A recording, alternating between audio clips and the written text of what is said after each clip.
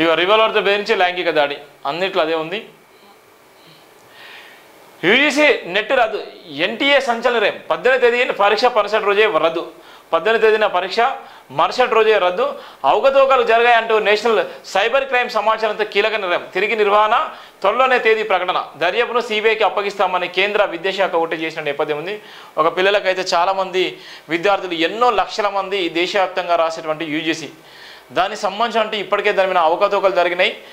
అవకతవకలు జరిగినాయని ప్రతిపక్షాలను రాహుల్ గాంధీతో పాటు అనేక మంది కూడా విమర్శలు చేసినప్పటికీ ఇప్పటికైతే కేంద్ర విద్యాశాఖ అయితే స్పందించింది. వెంటనే వాళ్ళని కొన్ని దిక్కులు అరెస్ట్ చేయడం జరిగింది. కొంతమంది జైల్లో కూడా వెళ్ళిన సందర్భాలే దీన్ని వెంటనే రద్దు చేస్తున్న నేపథ్యం ఉంది. మరి ఆ శుభవార్త ఎప్పుడు చేస్తారో నిజంగా మళ్ళీ ఎవరైతే యూజీసీ రాసినటువంటి విద్యార్థులు ఎంబీబీఎస్ లాంగ్ టైం కోచింగ్ తీసుకొని వాళ్ళు ఎంబీబీఎస్ రాసినటువంటి విద్యార్థులు లేకపోతే ఎంబీబీఎస్ నిజంగా క్వాలిఫై అయినటువంటి విద్యార్థులు వాళ్ళ జీవితాలు ఏంది, వాళ్ళ సంతోషం ఉంటుందా లేకపోతే మనందరికీ సమానంగానే మళ్ళీ ఎగ్జామ్ పెట్టి మరొక అవకాశం ఇస్తారన్నటువంటి నేపథ్యం అయితే ఇంకా క్లారిటీ లేనటువంటి నేపథ్యం ఉంది. యూజీసీ నెట్ అయితే రద్దు చేసినటువంటి నేపథ్యం అయితే చూస్తున్నాం మనం ప్రధానంగా.